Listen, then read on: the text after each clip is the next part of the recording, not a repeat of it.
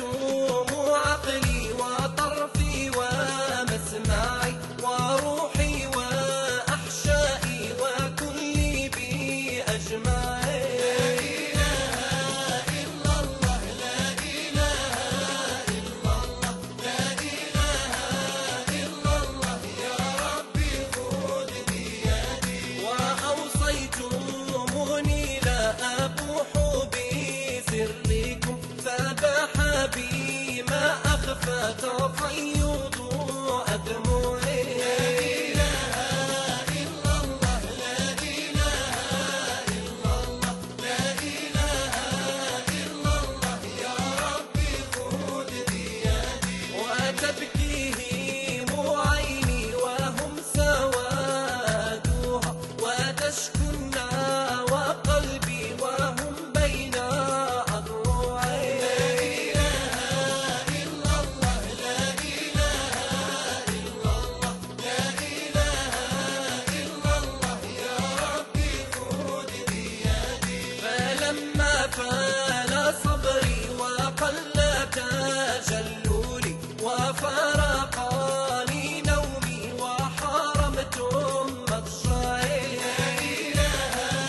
إلا الله، لا إله إلا الله، لا إله إلا الله، يا ربي خذ بيدي. أتيت لقاضي الحب قلت أحبتي جافوني وقالوا أنت في الحب مدعي. لا إله إلا الله، لا إله إلا الله، لا إله إلا الله، يا ربي خذ بيدي. مات النبي وسار اليوم مرتحلا من بعد ما كان مصباح لنا القمر.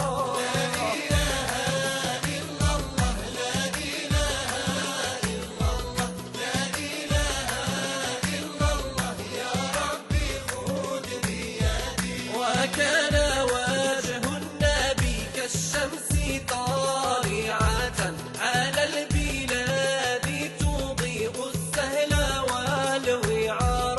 لا إله إلا الله، لا إله إلا الله، لا إله إلا الله، يا ربي خذ بيدي. كان الضياء وكان البدر يتبعه يملي الأفق وكان السمع والبصر.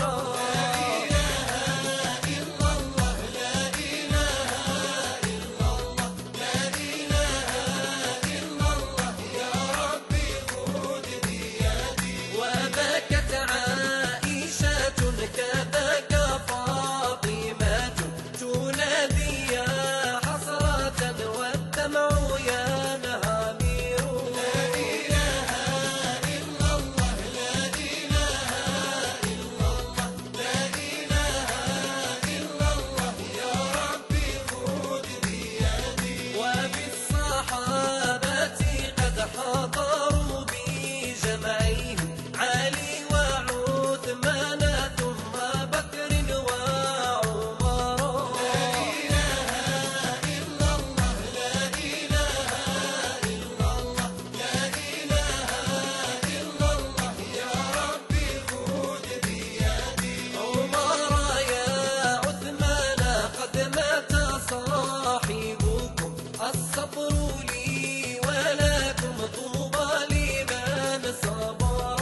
لا إله إلا الله، لا إله إلا الله، لا إله إلا الله، يا ربي خذ بيدي. تملكتم عقلي وطرفي ومسمعي وروحي وأحشائي وكلي بي أجمعي. لا إله إلا الله، لا إله إلا الله، لا إله إلا الله، يا ربي خذ بيدي. وأوصيتموني لا أبوح بسركم فباح بي ما أخفى تفيض أدمعي. لا إله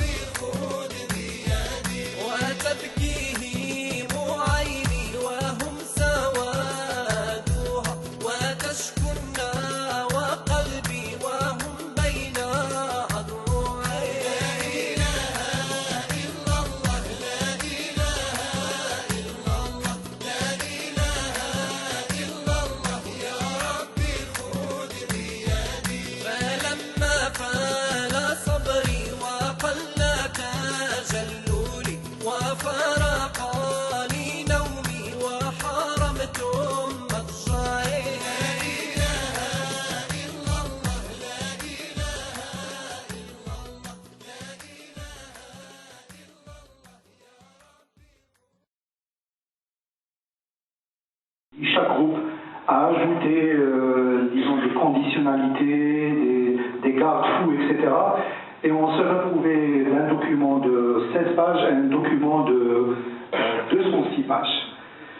Et les Nations Unies sont vraiment actuellement en train de reformuler, de synthétiser ce document pour le rendre encore plus lisible et essayer de rapprocher les positions entre les différents groupes régionaux. Pour les pays en développement, ils insistent toujours sur ce que la définition du développement durable, qui par essence répond aux besoins du présent sans compromettre les capacités des générations futures à répondre aux leurs, tenant compte des dimensions environnementales, sociales et économiques, reste toujours de vigueur et, disons, prennent des précautions à aller de l'avant dans cette économie verte. Merci. Les arguments en faveur de l'économie verte, c'est, selon bien sûr les promoteurs, aider les gouvernements à l'utilisation rationnelle des ressources et à mieux orienter leur politique d'investissement vers les technologies propres et les énergies renouvelables.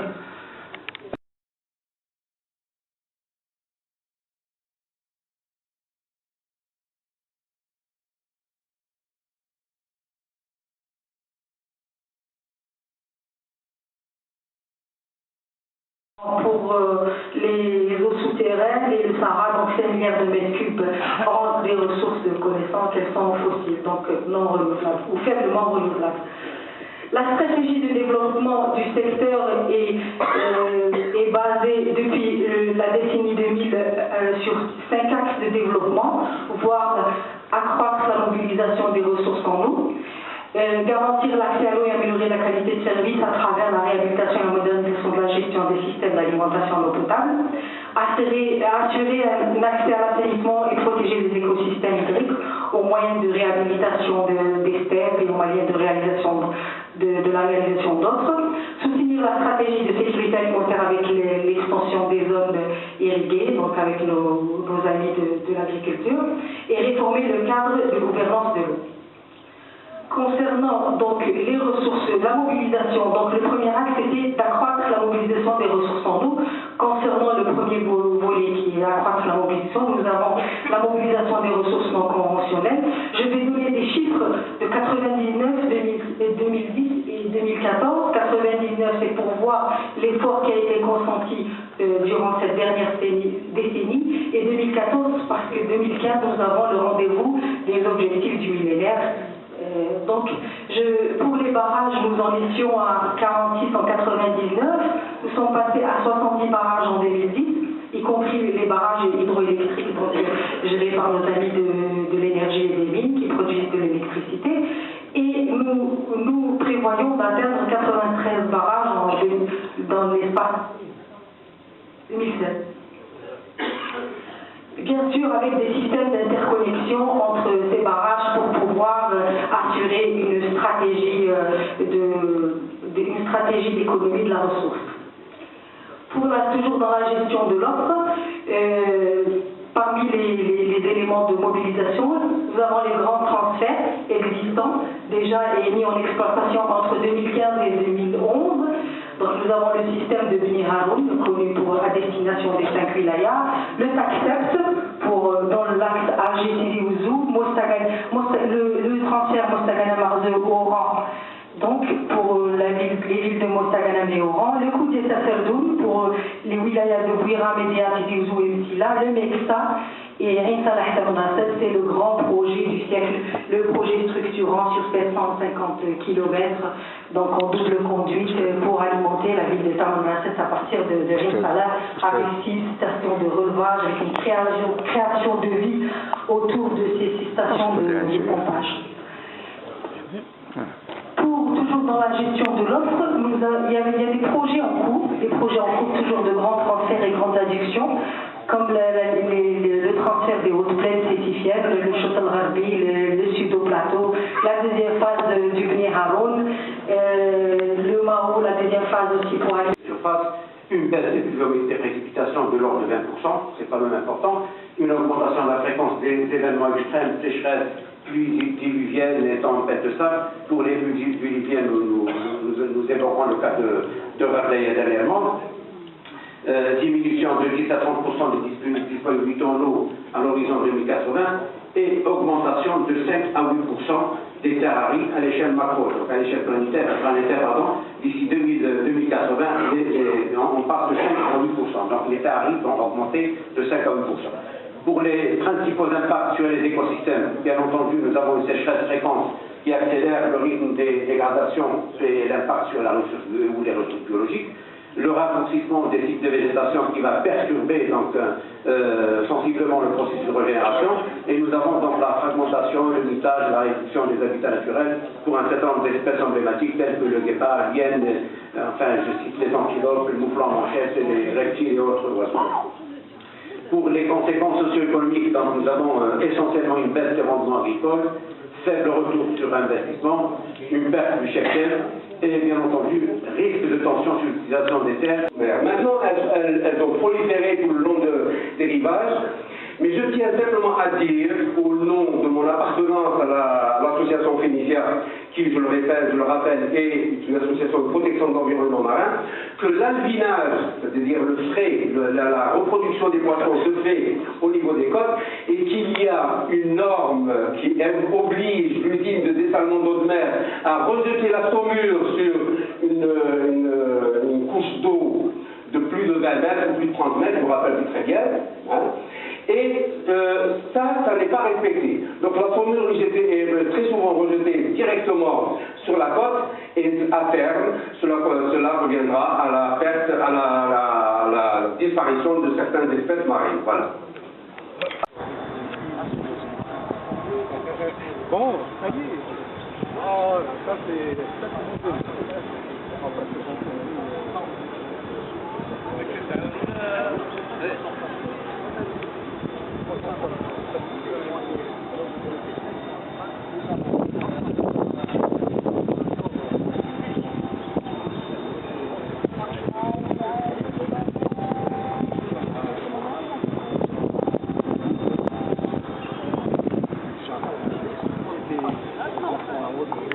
En fonctionnement toutes ces stations d'épuration, savoir les gérer. Les procédures au niveau des laboratoires de recherche sont mis au point. On sait comment traiter une eau, physico-chimiquement et même microbiologiquement. On sait comment les traiter. En vue de faire quoi? En vue de renforcer le potentiel en eau en Algérie et de surcroît destiner ces eaux pour l'irrigation ou l'utiliser comme eau industrielle. Par contre, les déchets. La première des préoccupations, c'est qu'on ne sait pas gérer nos déchets. Nous éparpillons les déchets, ce sont des décharges pratiquement sauvages. Les stations d'enfouissement technique, c'est un concept nouveau qu'on est en train de voir apparaître, mais ce n'est pas pour autant qu'on tire profit de cette manne. Donc des déchets qui deviennent en fait de nouvelles matières premières, des produits donc nobles. À travers le compostage, on peut pratiquement fabriquer de l'engrais pour le développement, pour l'engraissement des terres agricoles. Pour votre information, il fut un temps où on a même ramené du terreau de l'étranger. Slide. Donc, les programmes de recherche, pour ne pas trop m'étaler, ont pour objectif de contribuer à la production de connaissances scientifiques à travers la dynamique des contaminants et leur impact dans l'écosystème et les effets sur la santé, l'éco-technologie, le traitement des déchets et la mesure des émissions de polluants industriels ou urbains. Et puis, naturellement, le renforcement des recherches sur les questions de vulnérabilité aux changements environnementaux et climatiques. La géographie de l'Algérie, comme vous le savez, est très variée. Et elle a aussi engendré une multitude de paysages très riches au plan de la diversité biologique. Qui dit biodiversité biologique, ça veut dire qu'on est dans le cadre, dans le framework de développement durable. Donc, les ressources biologiques sont un élément stratégique dans le développement durable. Celui-ci passera nécessairement et indiscutablement par la sauvegarde de ces ressources biologiques, qu'elles soient végétales, animales, mais surtout microbiennes.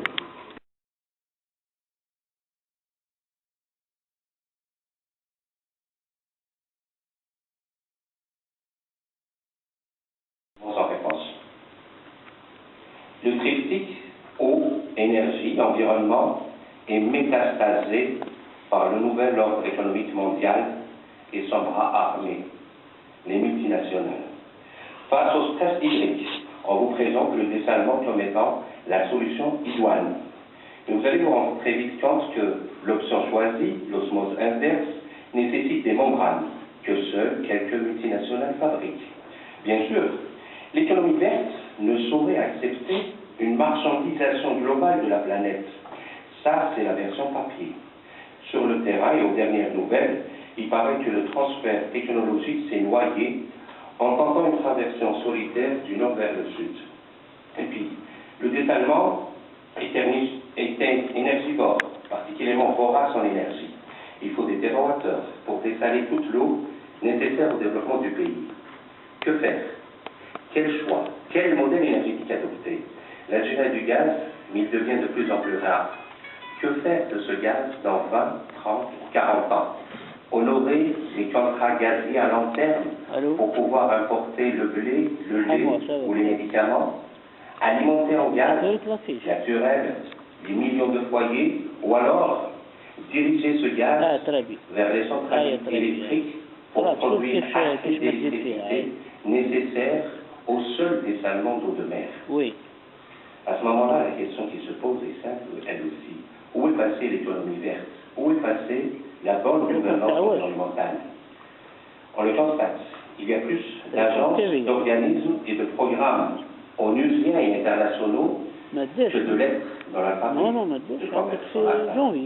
Que fait-on de l'investissement dans le domaine des énergies renouvelables, le solaire notamment? Ces questions restent posées et on doit la poser et la renouveler à chaque fois. Et à tous ceux qui posent et qui proposent des solutions teintées de vert, de Desertec à Transgreen, en passant sous les milliers de projets formant une véritable toile d'araignée. Lorsqu'on regarde de près ce qui est proposé à l'Algérie en matière d'économie verte, l'on se rend compte très vite que l'économie verte projetée, c'est de faire au sud algérien un vaste parking pour panneaux photovoltaïques ou pour des dispositifs solaires. Un parking bien gardé où aucune fuite technologique n'est possible. À Rio, il sera question du principe de non-régression environnementale. Et pour ce faire, un fonds vert. Un fonds vert a été créé, mais toujours pas de pays pour l'accueillir. Toujours pas d'argent pour la monter. Soyons honnêtes. Financer l'économie verte dans un monde en crise, c'est utiliser la dernière nuance du vert, le vert vessie, et à ce moment-là, les lanternes roses de l'économie vont clignoter. En tentant de trouver une approche, disons, politiquement correcte de Rio +20, je suis tombé sur ce paragraphe adopté les 19 et 20 octobre 2011 lors de la réunion du comité exécutif de la Confédération européenne des syndicats. Il est dit, je cite, « La décision de l'ONU d'adopter comme thème majeur une économie verte dans le contexte du développement durable et de l'éradication de la pauvreté ne doit pas être perçue comme une opportunité commerciale par les pays et les entreprises les plus riches. Ce thème doit au contraire être abordé de manière à relever les défis consistant à garantir les flux d'investissements publics et privés vers le Sud, ainsi que les investissements et politiques nécessaires à la mise en œuvre du développement durable. » Fin de citation. Voilà, le chemin du développement durable emprunté à Stockholm en 1972 pour arriver à une gouvernance environnementale à Rio en 2012 semble semé d'embûches. Ma conclusion, c'est simple, c'est un message en direction de la société civile et des officiels. En juin prochain, la baie de Rio va voir l'émergence de belles sirènes venues du nord. Alors attention sur des sirènes, qu'elles soient bleues, rousses ou vertes, le résultat est le même. L'argent n'a pas de couleur. Je vous remercie.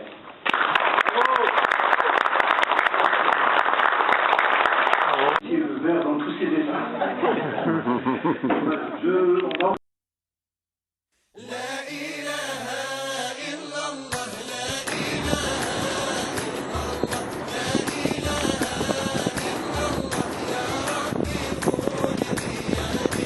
ملكتم عقلي وطرفي ومسمعي وروحي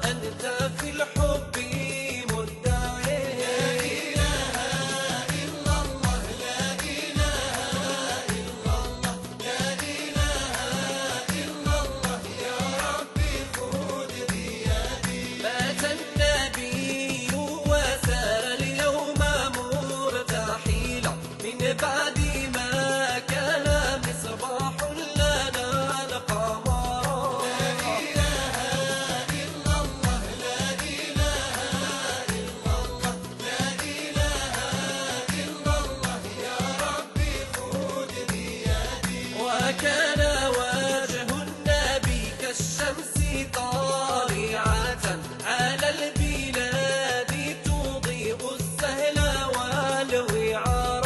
لا إله إلا الله، لا إله إلا الله، لا إله إلا الله، يا ربي خذ بيدي. كان الضياء وكان البدر يتبعه يملي الأفق وكان السمع والبصر.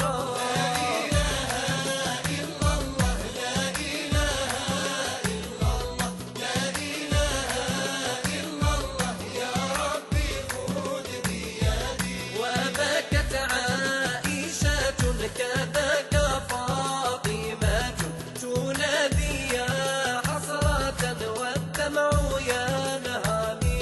لا إله إلا الله، لا إله إلا الله، لا إله إلا الله، يا ربي خذ بيدي. وبالصحابة قد حضروا بجمعهم علي وعثمان ثم بكر وعمر.